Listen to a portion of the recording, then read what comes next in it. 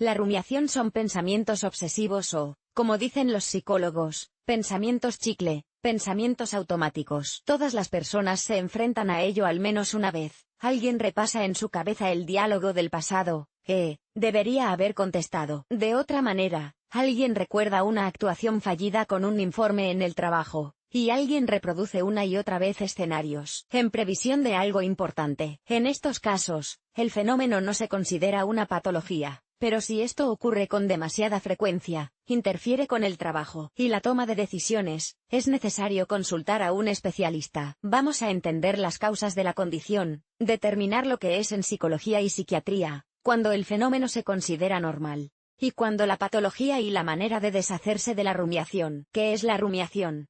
¿Qué es la rumiación? Es el hábito de darle vueltas a las cosas. Algunas personas lo hacen en un contexto de arrepentimiento, repasando sus errores una y otra vez. Otras inventan diferentes escenarios para protegerse, para pensar en todo, para estar preparadas al 150% para lo que se avecina. El nombre no oficial que se le da es agallas mentales. Analogía con el comportamiento de las vacas: mastican hierba durante mucho tiempo, tragan, regurgitan, mastican. Lo mismo hace una persona, musita la misma situación y no puede concentrarse en otra cosa. En psicología la rumiación es, en psicología, la masticación de pensamientos. La rumiación difiere del autoanálisis racional en que en el segundo caso la persona no busca una solución, no mira el problema desde diferentes lados. Está constantemente dándole vueltas a lo mismo. La mayoría de las veces se trata de un escenario negativo. Es como si el individuo se deleitara en su dolor, desgarrando sus heridas mentales una y otra vez. En la rumiación, la mayoría de las preguntas son retóricas, la emoción prevalece sobre la lógica y la razón, el individuo se mira a sí mismo en el presente, y no en el pasado o en el futuro, como si estuviera ocurriendo aquí y ahora. En psiquiatría, la rumiación se entiende como un tipo de pensamiento obsesivo en el que se repiten una y otra vez los mismos pensamientos, lo que impide dedicarse a otras actividades mentales. La persona no se da cuenta de nada a su alrededor, no puede analizar otra información. Se queda atrapado en este estado. ¿Cómo empieza la rumiación? La rumiación comienza con la experimentación de algunas emociones y sentimientos: ira, tristeza, decepción, anhelo, etc.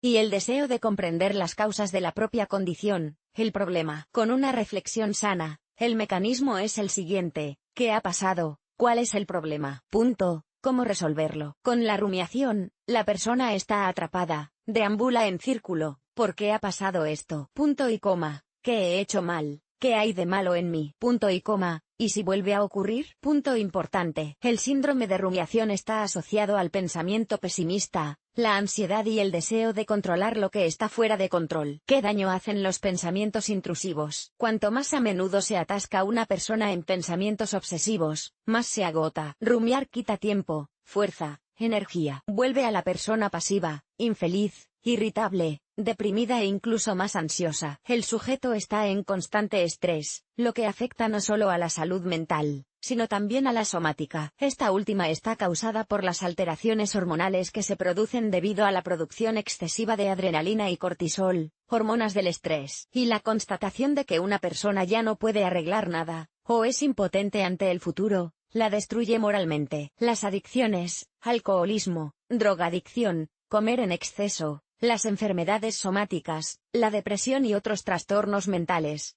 Las neurosis se desarrollan sobre el trasfondo de la rumiación. 7 maneras de dejar de rumiar. La psicóloga Margaret Ehrenberg confirmó con la ayuda de la investigación que el mecanismo de desarrollo de la rumiación es el siguiente. Cuanto más a menudo pasamos por el camino de los malos pensamientos, más fuerte es esta conexión neuronal y más fácil es seguir el mismo camino la próxima vez. Sin embargo, lo contrario también es cierto. Una persona puede obligarse a pensar de forma diferente, construir nuevas conexiones neuronales, es decir, reorientarse hacia el camino de la positividad y el pensamiento libre. Practica las 7 formas de dejar de rumiar. Estos sencillos ejercicios ayudan a detener la rumiación de forma independiente y en cualquier situación. Identificar el mal principal. Por regla general, aunque los pensamientos sean diferentes, todos están relacionados con un negativo común, como el miedo a la soledad o al desempleo. Comience a llevar un diario personal en el que detalle aquellas situaciones en las que los pensamientos intrusivos vuelven a dominarle. Describe las condiciones, el lugar, la hora, las personas y todo lo que había a tu alrededor. Analiza tus sentimientos y sé específico sobre tus miedos. Pronto encontrarás algo en común y lo reducirás todo a un problema. Imagina que ya ha ocurrido lo peor. ¿Cómo lo resolverías? ¿Te despiden del trabajo? ¿Te vas a quedar sentado en el sofá? No, claro que no.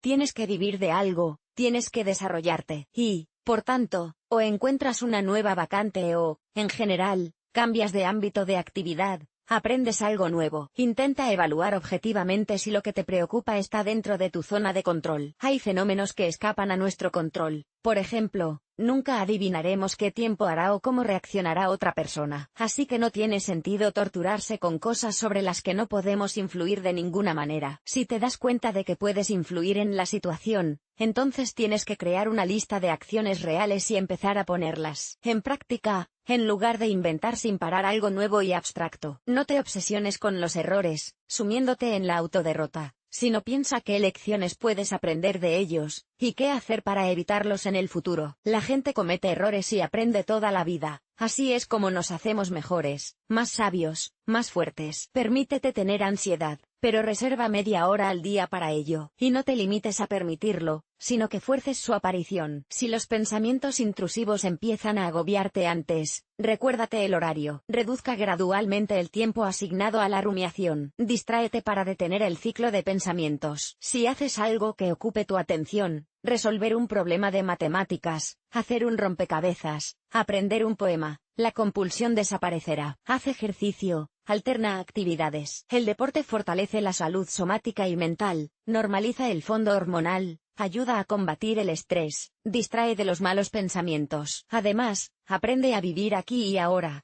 Presta atención a cada pequeña cosa que te rodea en el momento, y no te detengas en el pasado o en un futuro abstracto. La toma de conciencia es la principal forma de prevenir y combatir la rumiación. Lo que es en psicología, ya lo sabes, así que queda por entender en la práctica cómo trabajar con ella. Todo es simple, realizar un seguimiento de esos pensamientos que te distraen de las cosas principales y estropear su estado de ánimo. Privar de fuerza. No persigas lo mismo en círculos, sino convierte los pensamientos en tareas y resuélvelas. Para ello, debes preguntarte constantemente, ¿qué estoy sintiendo exactamente? ¿Por qué me siento así? ¿Cómo puedo solucionarlo? Esto es introspección y reflexión sanas, no autoexamen y rumiación.